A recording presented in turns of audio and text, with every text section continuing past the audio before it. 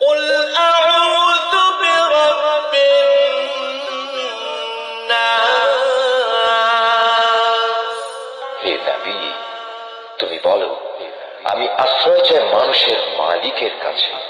ملك الناس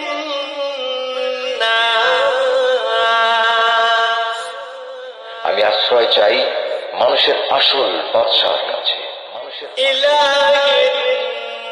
الناس আমি আশ্রয় চাই মানুষের একমাত্র মাবুদের কাছে, من شر الوسواس الخناس আমি আশ্রয় চাই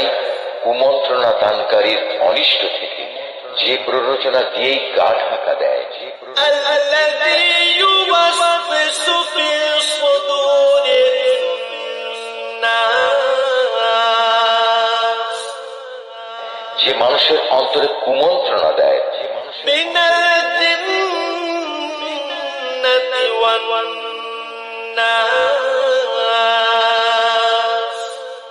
জিনদের মধ্যে থেকে হোক